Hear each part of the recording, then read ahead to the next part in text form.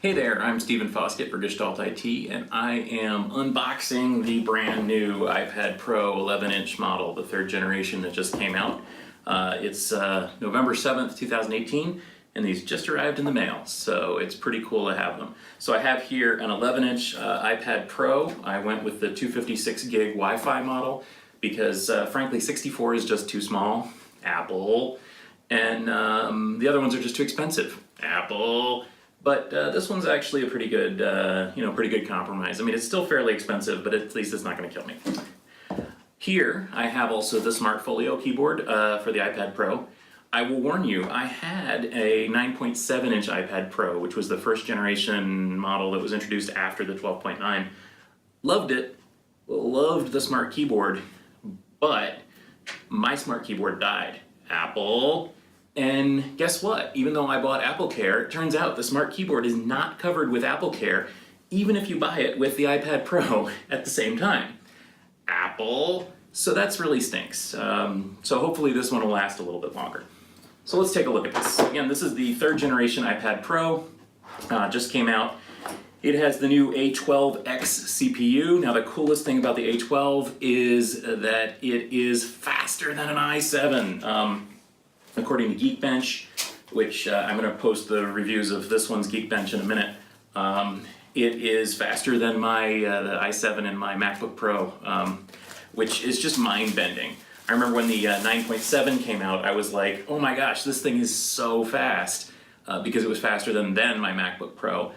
This guy's like 2.5 times faster, which is kind of insane, isn't it? And the GPU in this thing, interestingly, so my MacBook Pro has the 80 AMD Radeon 450, which is the MacBook Pro graphics. It's not magical, but it's a decent desktop class GPU. This guy's GPU is like twice as fast. Again, okay. So let's open this up. First, we got the swirly whirly cover. It reminds me of the iPhone 10 commercials that came out with the iPhone 10. Typically, Apple uses these fancy pants boxes. By the way, I've heard that these things are super expensive, and all other companies hate that Apple uses them because, frankly, nobody can afford to make such fancy boxes and still have a profit. So this just kills every other company's profit margins by having Apple having these. So again, typical Apple packaging, lift the top off, and there's the product. I'll remind you, by the way, that Apple was one of the first companies to do packaging like this. I remember the first time I opened up one of their modern boxes, and you remember how packaging used to be? It was like all these, cardboard crap. Let's just set this aside. So this is it, baby, the iPad Pro. Let's take a look at what we've got here. Again, typical Apple. We got their plastic. I'm at a loss for words. I don't know what to say. So this is the new iPad. It looks a lot like an iPhone 5, in my opinion.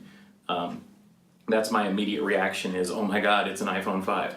Which is great, because I love the iPhone 5. I love the iPhone SE, in fact. That was my favorite iPhone ever.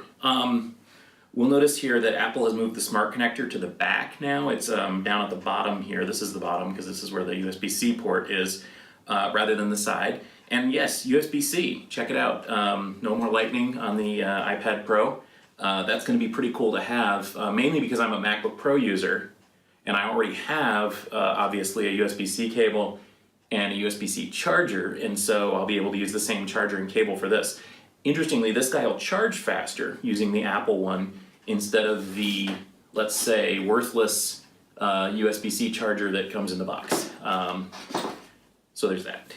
I imagine, it's not a surprise. 87-watt charger with the MacBook Pro versus, what is this thing? It's like a 2-amp charger. I think it's 18 watts. Anyway, iPad Pro, back to it. So, iPhone 5 looking, got a camera bump, but the camera bump is a little nicer integrated than before. It actually has some metal that comes up around it, which is nice. It's got the fancy pants LED flash. Power button is on the top now. Microphone on the side. This is the connector for the Apple Pencil, the Generation 2. It's got a magnet and it's got wireless charging. Got volume buttons here still. No mute switch. Got a couple microphones and speakers. On the bottom we got a couple more speakers and the USB-C port. Also, I got mine engraved. All right, so let's go ahead and power that on. See what we got. Hello, iPad. There we go. So while that's charging up, I'm going to take a look at what else it came with. As I said, it's got I think it's an 18 watt USB-C charger.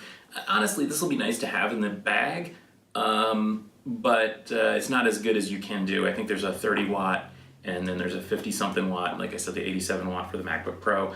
All of those will work with this just as well, and ought to charge it a lot faster. Also, we've got a USB-C cable. By the way, this is probably a charge cable, not a data cable. I say probably because I don't know. But some of them are charge cables and some of them are data cables, and it makes a big difference. And also not a Thunderbolt cable. So there's that.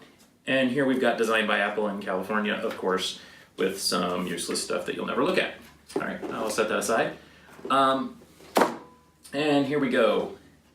We got welcome to iPad. Now, you can see here a couple of the features right off the bat. Number one, I just touched the screen to wake it up. Why did it take this long for iPad to have that feature? I don't know. The other thing is we've got what Apple is calling all screen. It's not all screen. It's got some, frame around it. But honestly, the frame is pretty slim. It's pretty impressive in person. Also, even though we've got Face ID sensor and camera, there's no notch.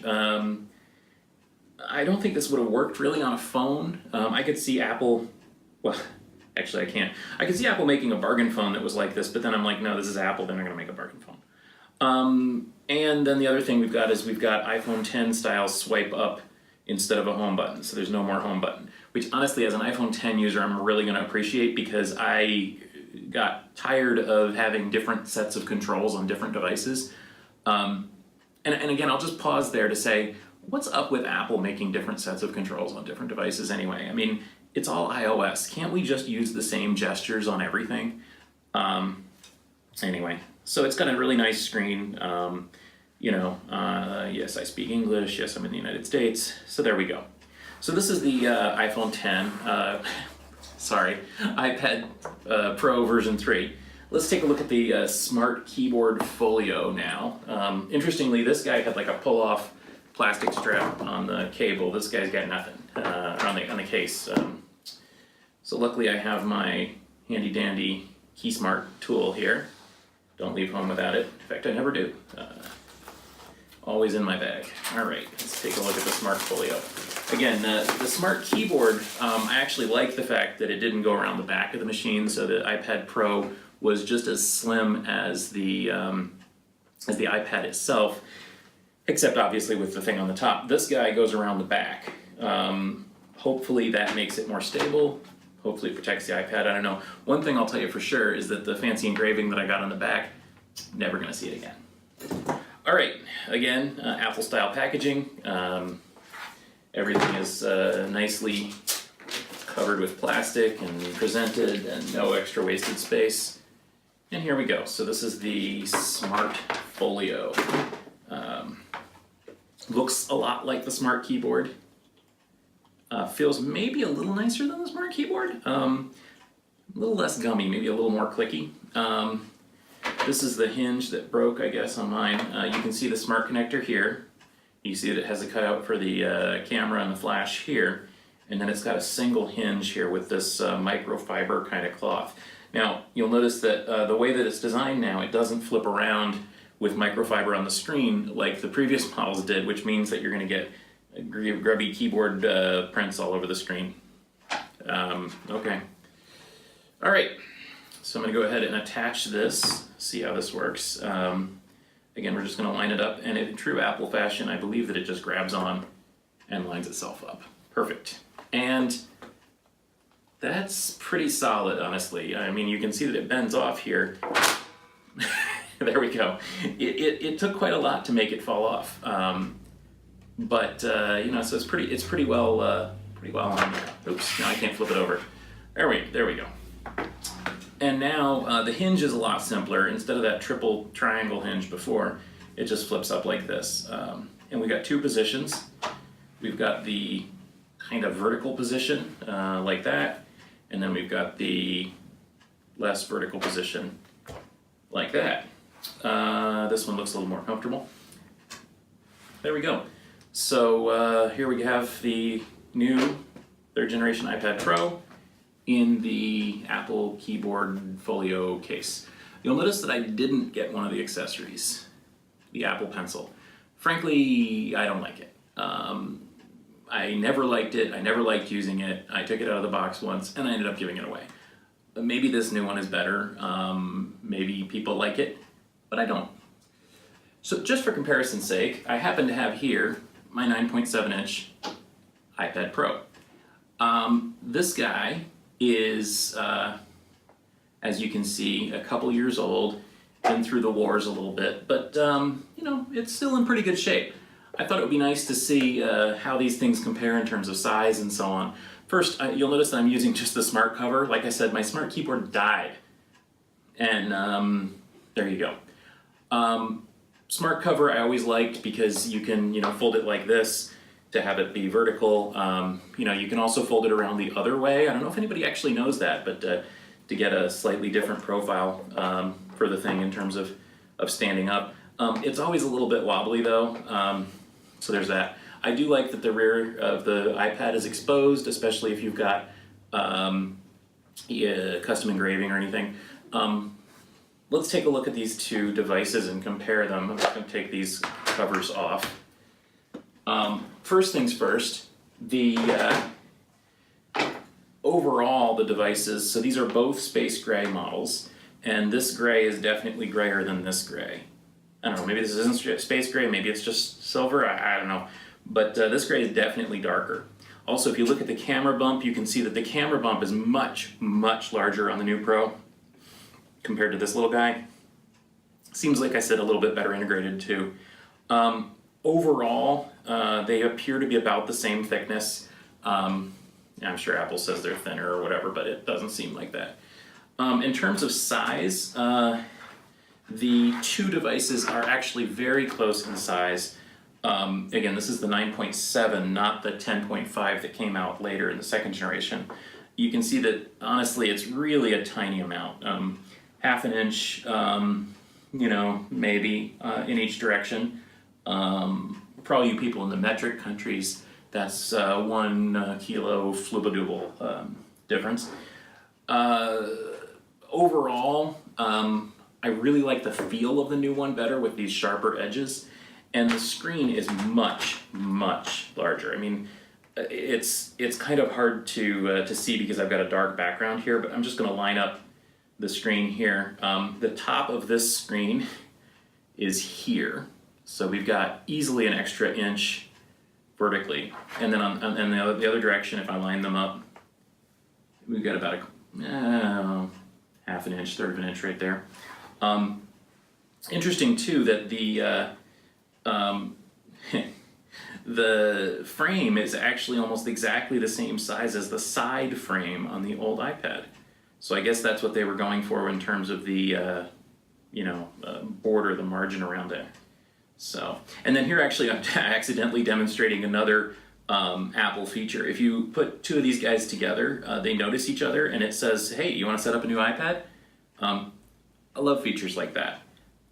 Yeah, I do want to set up a new iPad. Thanks, man. So let's just go ahead and do that. So, Touch ID, boom. Connecting, waiting for the other iPad, use the cloud of blue dots, and we're golden. Whoever invented that, tip of the hat to you. That's just slick. Anyway, so I'm gonna give this guy a shot. I'll probably write it up on gestaltit.com. You can find out more about what I think of it after I've used it a little bit. So far, love it. This thing is fantastic. I mean, it looks great. It's a great size. It's got a really nice big screen. I can't wait to use it more. Thanks for watching. If you want to see more videos like this, just head over to YouTube, search for gestaltit.com. If you are on Facebook, you can go to Facebook/gestaltit. Also, I recommend checking out the On-Premise IT Roundtable podcast in your favorite podcast directory application. And of course, subscribe on gestaltit.com to get all of our latest news and enterprise IT coverage. Thanks very much for watching. Apple.